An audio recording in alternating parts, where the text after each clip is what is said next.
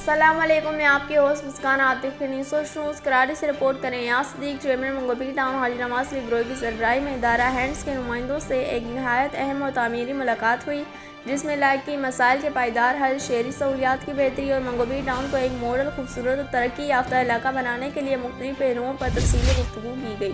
ملاقات کا مقصد منگو ٹاؤن میں جاری مسائل کا گہرائی سے جائزہ لینا، عوامی فلاح و بہبود کے نئے منصوبے ترتیب دینا اور ادارہ ہینڈز کے تعاون سے ٹاؤن میں موجود گوٹھوں کو سولر سسٹم کے لیے مشترکہ حکمت عملی بنانا تھا۔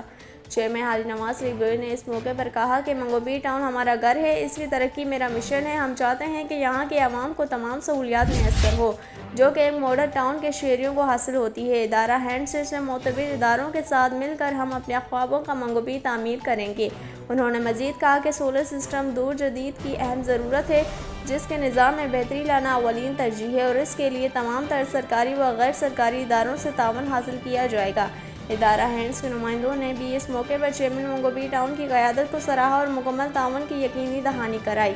ان کا کہنا تھا کہ وہ ٹاؤن کی ترقی کے ہر منصوبے میں بھرپور ساتھ دیں گے۔ یہ ملاقات نہ صرف منگو کے عوام کے لیے امید کی نئی کرن ثابت ہوگی، بلکہ یہ واضح پیغام بھی ہے کہ اگر نیت صاف ہو تو قیادت مخلص ہو اور مقصد عوام میں خدمت ہو تو تبدیلی ناگزیر ہوتی ہے۔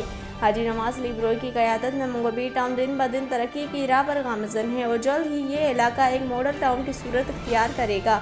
اس موقع پر ان کے ہمراہ میونسپل کمشنر آغا خلیق، وائس چیئرمین عارف رانا، ہینڈز کے افسران، وائس چیئرمین نور محمد چنّا، کونسل رزاق کاچیلو، کونسل ممبر کوثر اقبال، فالیو خان اور دیگر بھی موجود تھے۔